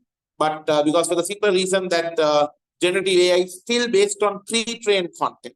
You need to train the AI engine, then only it can actually give you ideas. So the biggest cost for any AI system is actually the cost of training the people. Cost of training the people is very high. So because I'm also to train the cost of training the AI engine, and to train the AI engine, you will need people. So as at now, still AI is at a point where it can complement people rather than replace. And only a human is expected to outdo another human. Like I said, that ability to initiate something, ability to take something and go to another level. That ability is only with humans. On the other hand, we have to keep in mind that AI will keep coming and pushing things to the border. AI will keep pushing to see how confident, comfortable people are. AI will keep pushing the boundaries and keep on trying to get closer and closer to what people are and they can do, but that's most likely it. So it was an absolute pleasure speaking to you this morning. This is my email address and my contact number. If you are interested in further discussion, if you are interested in discussing on this further or joint studies, I'm more than open towards that. Once again, thank you very much for having me. And I want to end with the simple message that stay human because the world needs more of it. Given the problems we have in the world, sustainability problems, poverty problems, problems with global peace, it's only our human side of the world that can solve most of it. AI can complement, but there's never been a time in the history of mankind that humans are having to be human in order to solve the problems, because technologies will complement and support, but never solve the problems that humanity is facing. That's up to us to solve. Therefore, stay human because the world needs more of it now than ever before. Thank you very much for having me, and an absolute pleasure to be here. Good luck for all the speakers and the participants for the rest of the conference. Thank you. AIBPM. Thank you, sir. Thank you. And stay human is the message from you. And I think that's a very, very relevant message. And you have touched on almost a lot of things which we have been discussing for last 1 year on AI. And it was a wonderful start to know, sir, that you explained it very clearly that we have been using AI for a lot of years now. And you explained how narrow AI and the AI which we see these days is different. And basically, it's I can say whatever I understood from your lecture is it's not about competition from AI. And as when you were discussing with the participants, Abhishek also said that it's more of combination. Humans and AI together can do better. And this is where you touched upon the fears of losing jobs. I think across world we are facing. I see with my students, with my colleagues, this happening. And you very well said that these fears comes from the cost, because the cost is saved from AI. And now AI is also doing the deep learning. And you gave an example of EY. And I think that's a very relevant example that how industry is using. And sir, wonderful pictures from your students which you showed. And please give them a compliment. And it was looking so professional. And I would request you to kindly share those pictures with us also, and so that we can see and we can show this to our students and our colleagues here. And the debate research which you are saying, which you showed, sir, it's a very interesting concept, and we would definitely like to be with you. In fact, my institution and I personally would like to be part of that research, and I'll definitely message you on that, sir. And in fact, I invite other participants also to be part of the research which sir is doing. So it was wonderful to have you, sir. And we hope to see you in the next conference next year with all those results, and maybe we also participate with your research. So thank you again for this. So now, ladies Pleasure. and Thank you. gentlemen, thank you, sir. Now, ladies and gentlemen, please welcome Dr. Eve Nwaogu Chan from THEi, Hong Kong. Dr. Chan is an assistant professor from Technological and Higher Education Institute of Hong Kong. She earned her PhD in fashion and textile marketing and merchandising from Institute of Clothing, the Hong Kong Polytechnic University, in 2009. Prior to joining THEi, Dr. Chan was research fellow at Hong Kong Community College of HK Poly U and visiting lecturer of the Hong Kong Design Institute. In terms of her professional experience, she had served as global business counselor and manager of internationally renowned fashion company H&M.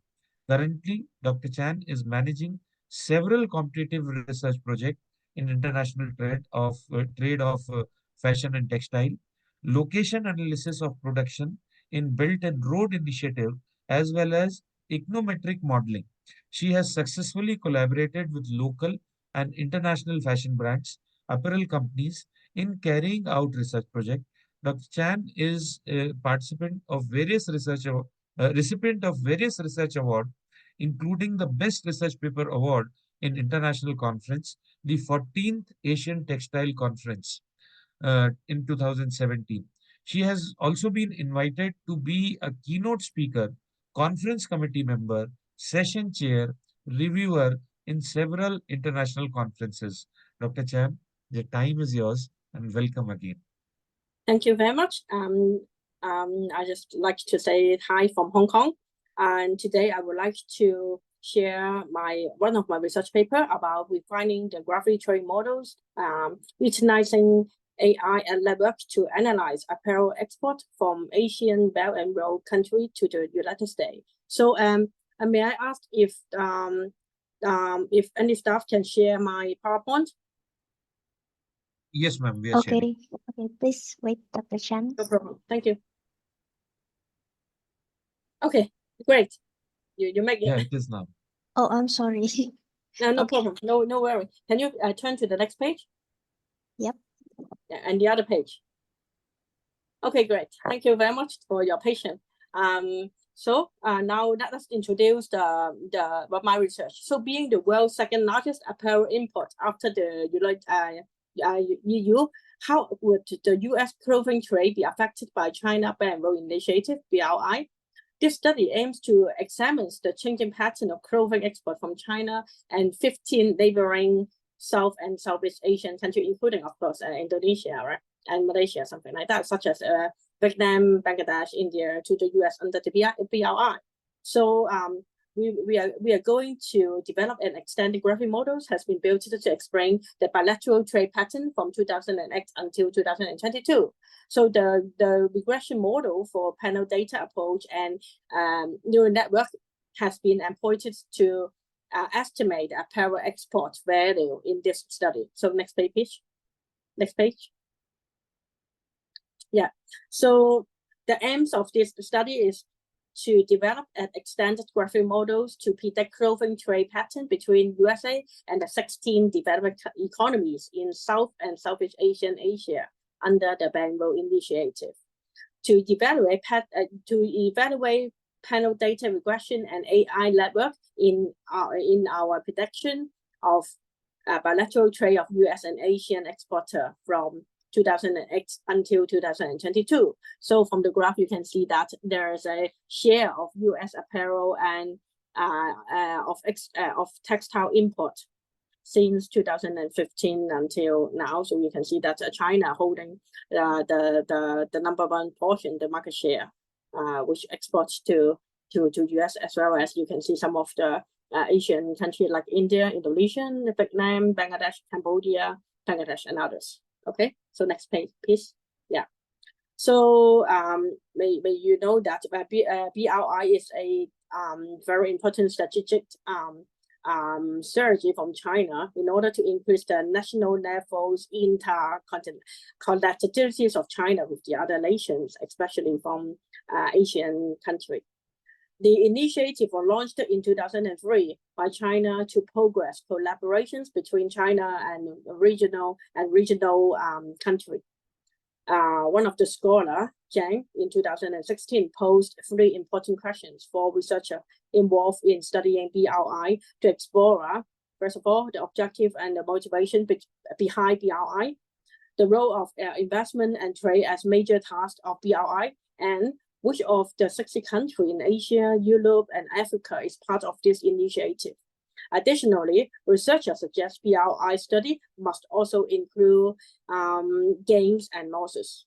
Therefore, this study was responsible to core of research by Seng and Yang in 2019 and Hims in 2019 on investigating the role of international trade between nations in clothing trade with regards to BRI, with special case between US-Asian bilateral trade under BRI.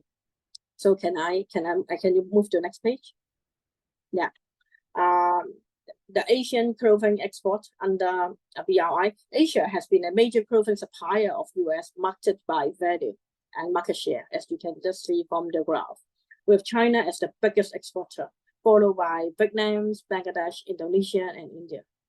Taking inspiration from the names and purpose of the original Silk Road that involved the trade of Chinese silk to Europe, it is not surprising that the new road will have a major impact on Chinese developing countries along Belt and Road and global clothing trade.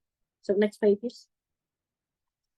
It appeared that BRI would benefit not only China, but also countries that get the most inflow from the foreign direct investment of Chinese company, which they set up in neighboring country. For the clothing industry in Asia, BRI would offer potential trading and expansion opportunity, where business with production facility in China would relocate to lower cost country along Asia. The establishment of clothing production in the regional BRI members country would increase their economic development by creating more jobs opportunity and improving the labor welfare as well. Most importantly, this BRI country would take the opportunity to build strong links to global clothing supply chain and pursue export-led economic growth as well. So next page. Thank you. So regarding the US clothing export under BRI, the US is the world's second largest clothing importer after the European Union, around 27 members. According to Comtrade in 2019, U.S. clothing import value has been growing overall. In 2021, under the pandemic, the U.S. imported 1.5 billion US dollar clothing products from the world, representing a 10.5% increase from 82.7 billion US dollar in 2008. Next page, please. And you can see that is the graphic trade models. The left-hand side, the dependence variable is a total value of trade between the two countries, like China and US.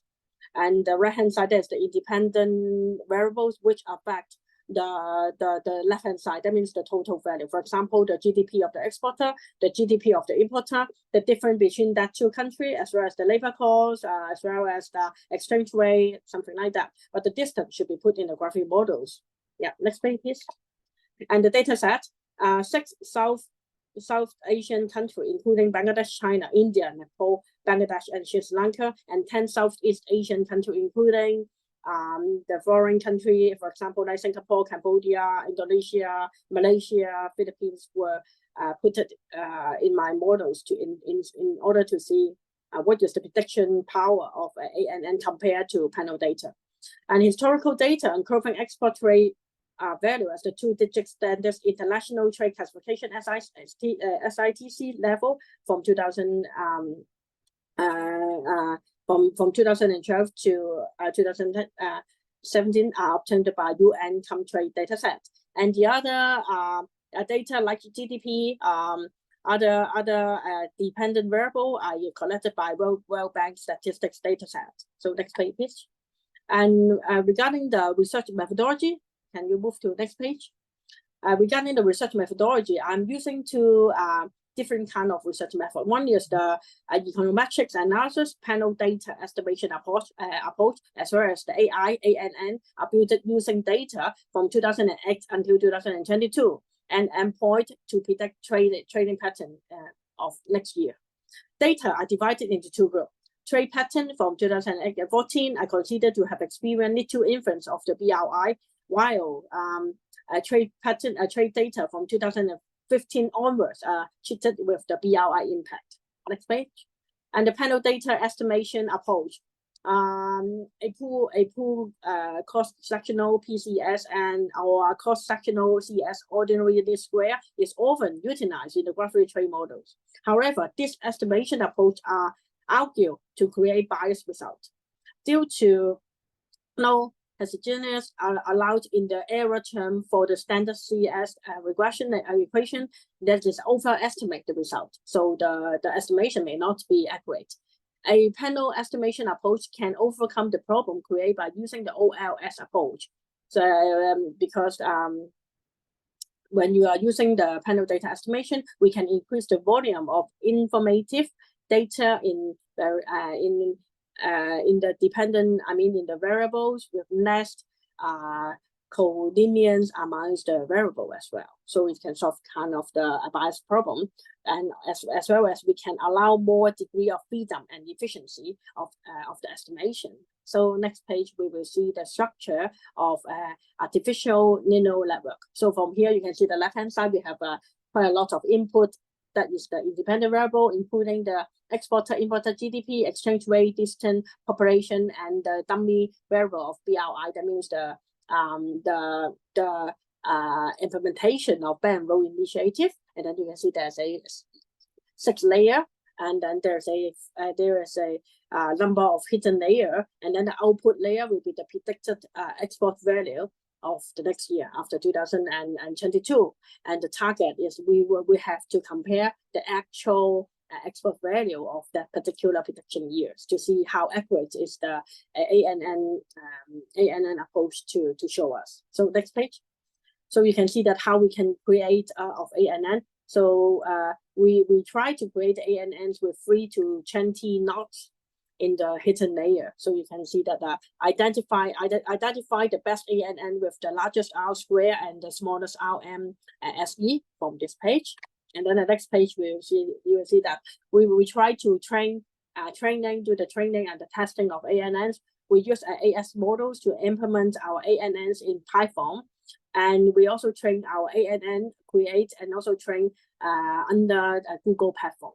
So the training data set with 64 observations is divided into 32 branches, each with a branch size of 2. It takes 32 innovations to complete one epsilon, which is the complete cycle of the whole training data learned by an ANN. In this study, 200 data are set to train each ANN with a learning rate of 0.01. So from the next page, you can see the result of ANN. The best number of neurons in the hidden layer should be 13 because the best ANN is 0.28. Okay, so you can see the next page to compare the panel data.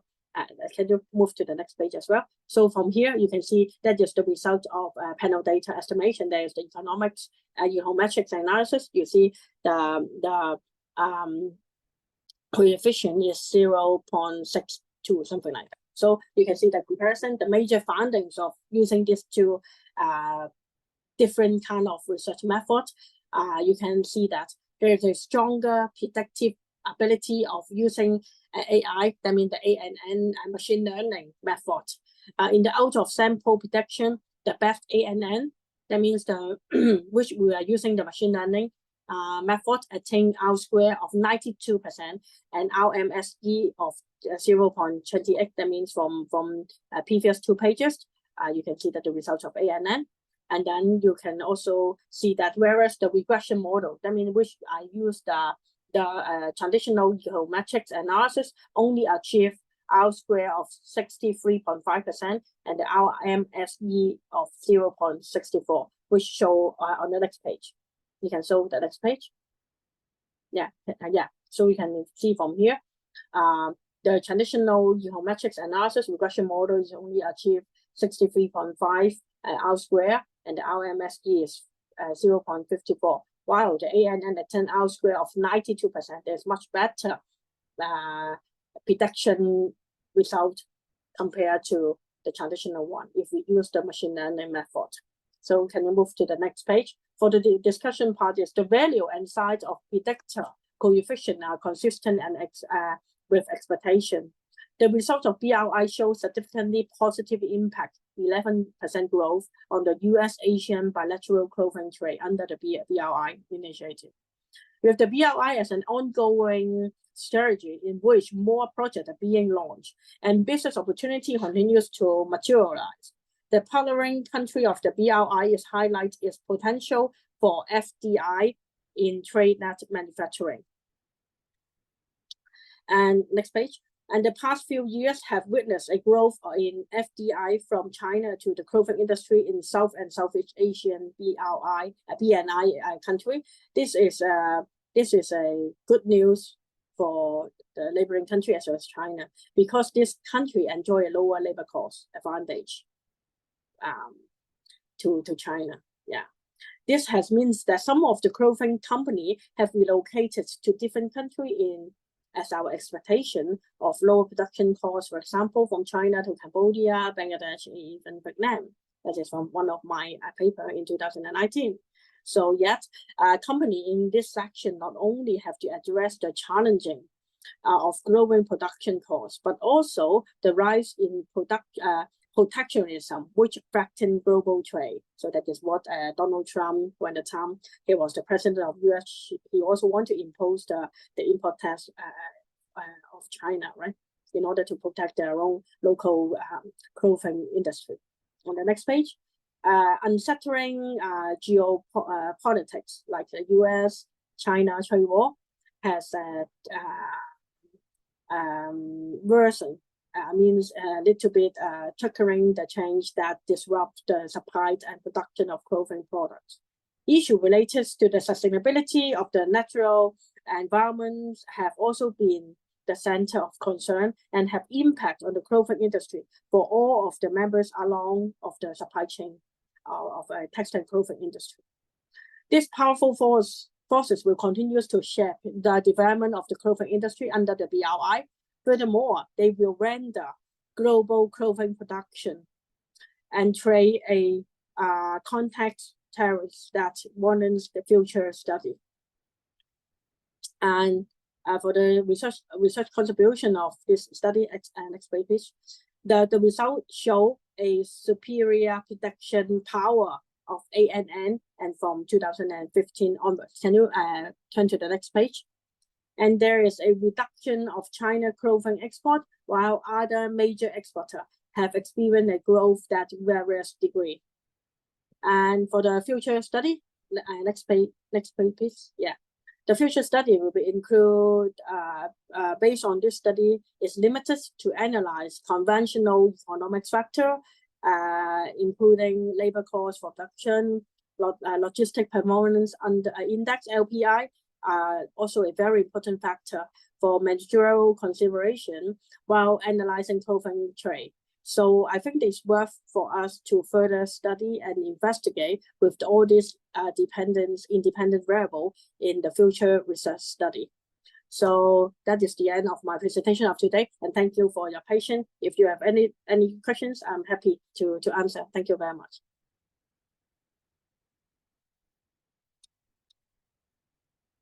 Yeah, any questions?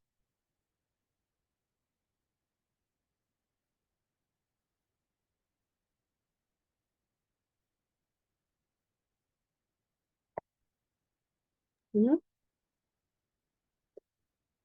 Any questions? Please feel free to ask. Mm-hmm. Okay. I'm sorry. I think there was some. So thank you, Dr. Chan. And I think it was a wonderful presentation, and such a detail you have told us in the research. And you have been talking about clothing exports, and you gave glimpses of BRI. And how the market is moving from different countries. Your research approach is very interesting, and use of ANN is something which is really fantastic and interesting to look at your research paper. And you have been talking about global trade and how protectionism is affecting the trade, and how it is making the businesses move from one country to another country. I think these are very, very interesting and important findings, which will definitely change the future, which will be there. And so thank you for such a wonderful research presentation which you have. And congratulations for your paper. I think it's a wonderful paper contribution to the knowledge of this. So now we still have a lot of time with us, and we come to a very interesting part here. I see hands already raised. So I would request people who wants to ask questions to raise their hands, and I'll come back to them one by one and take questions. And when you are asking question, please introduce yourself and tell us whom do you want to ask the question from the panelists. Dr. Gan had some engagement, so she is not here for this session. You can always send your questions to her on the email. But we have all other panel members with us. So we have Stephen who have raised the hand first. And for others, I would request you to please raise hands. You can also put your questions on the chat box, on the chat. So, sorry, chat, on the chat box. So I'll read the questions on behalf of you if there's any issue. So Stephen, if you can hear me, can you please unmute and ask question, or anyone else who wants to ask question? I think you can unmute yourself and ask question.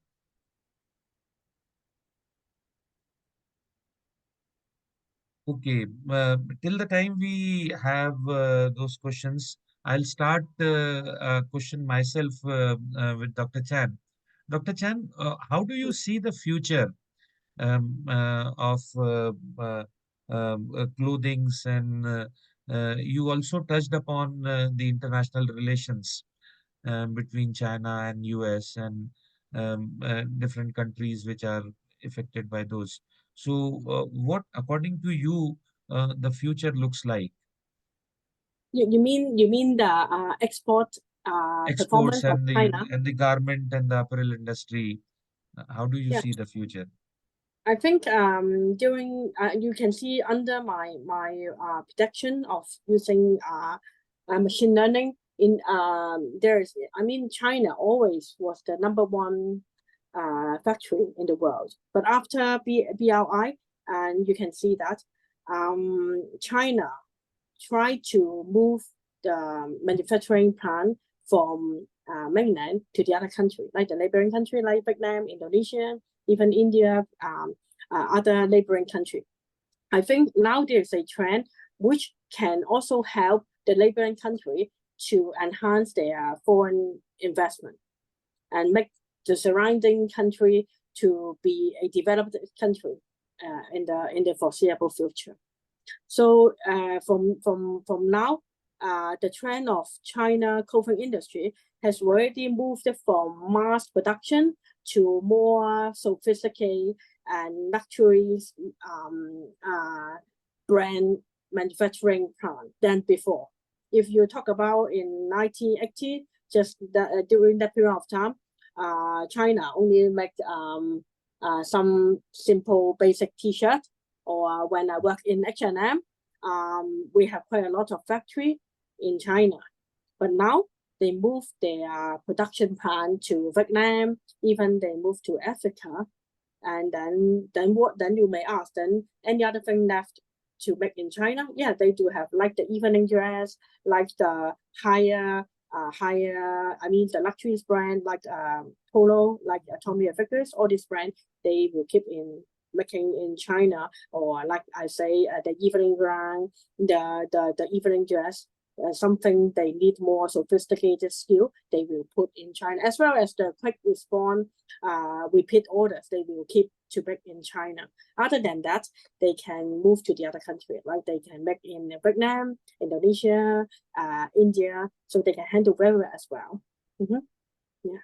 Okay, I think yes, we'll agree with you. So definitely, we'll look forward for um, the future which is going to unfold. Dr. Firdaus, I'll come to you. And in the meanwhile, please, those who wants to ask questions, and if there are any questions or clarification, or even your comments, which you want to say or want to add to the discussion which we are having here, you can either raise your hand or just put it on the chat, whatever you are comfortable with. So I'll just see if I have anything on the chat. So, Dr. Firdaus, I think it's a wonderful presentation which you made on people first management. So, what are your suggestions in this? How organizations and companies should implement people first management, and what are the key issues and critical issues here to have a better people management? Yeah, thank you very much for asking this question. As the title of the conference is there, they were talking that we should be focusing on people as the central authority in the movement. And as you have seen, I have given insights from social science subject that what are the teachings and learnings from, for example, psychology, anthropology, sociology, how they understand a human behavior. And then I have discussed about differences in the individual. So there are some differences which are reflected on the physical appearance of a body. But in psychology, we can understand the differences by mind, trait, by IQ. So altogether, the social sciences, they are putting the essence of an individual that we are different, we are born different. But again, science and technology all together, they can, help us to develop the skill. They can help us to be competitive. They can nurture an individual to go from first step to the highest peak. Then I have also given the examples of Ibrahim Masudi, that how he has explained in the story of self-interaction, self. What are the basics? But nowadays the challenge is that AI is evolving. The industry is they are trying to make more profit. There are challenges for industry. The manpower within the industry is struggling. As one of their keynote speakers, he was highlighting how many 750 million jobs are going because of AI technology. So this is the challenge, that where human capital is lacking the appreciation, and the value of human capital day by day diminishes.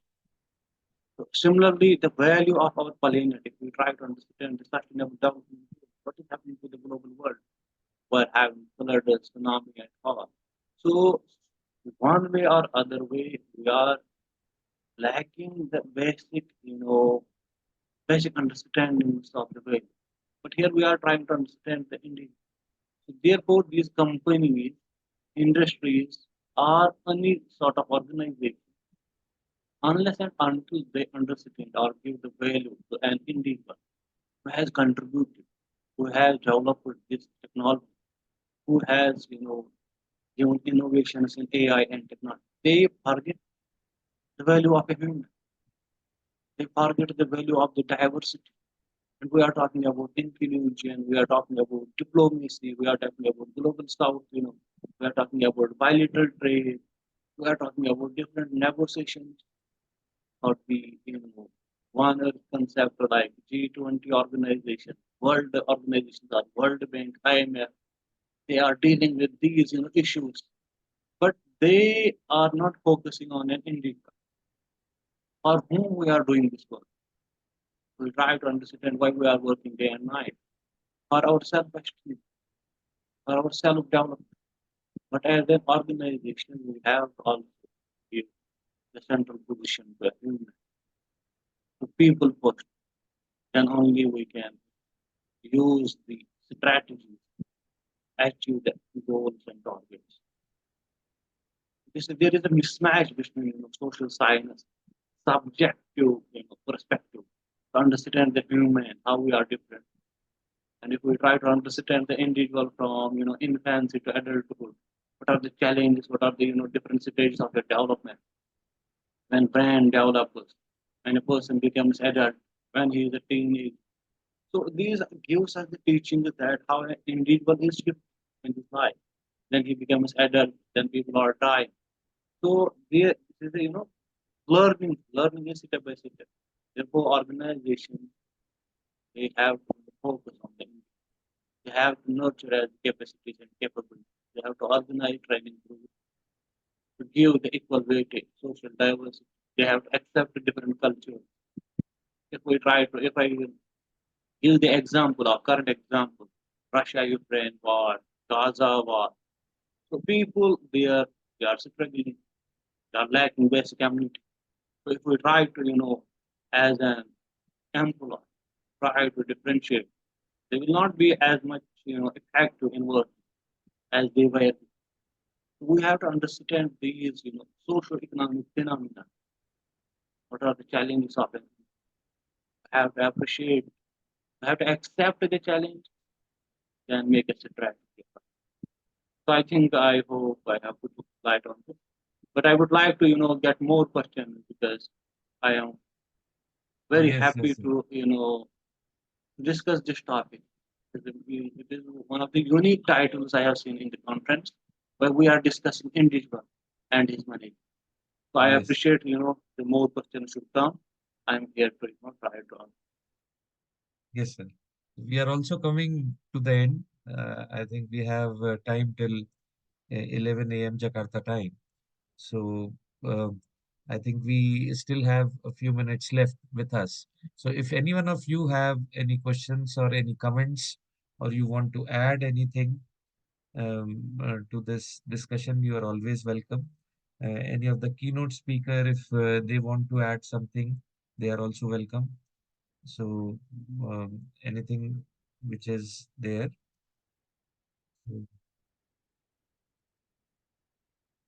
I think it was a wonderful discussion with all, and a wonderful presentation. And Dr. Firdous will definitely agree with me that all the keynote speakers gave wonderful insights on this. So I think we are coming to an end for this session, keynote speaker session on this.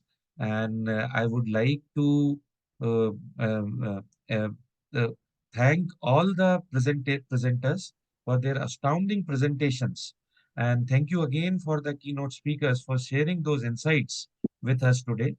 And hopefully their knowledge can be an inspiration for all of us. Now we shall return to our MC Aulia to explain So the next session. Yes, sir. Please, before if you going want to to the add man, something. yeah, Yeah, I please, would sir, if you like to want to add thank this something. AIBPM, for giving such a wonderful opportunity. Yeah, personally, I Well, also want to thank AIBPM, yeah, and they have been doing a wonderful job, sir. I think where you'll they agree. have assembled galaxy of academicians and provided the platform where we have dialogue. And especially, I want to thanks to the president of AIBPM, Prof, who always provide such opportunities. So I am very thankful for this extending invitation. I congratulate all the team members of AIBPM for organizing such an international conference, giving researchers opportunity to share their available researchers at this international forum. So best of luck for the success of this conference, to the conference. Thank you very much. Yes, and I'll definitely agree with you. I think this is all Professor Lim's uh, uh, uh, energy which he works, and it's so it's so inspiring to see that he can work at such a pace and bring us all together. And Alicia also with the AIBPM team is really rocks, and you guys are really fantastic. So Aulia, so I'll hand over to you for doing a wonderful job as a MC. So please take on.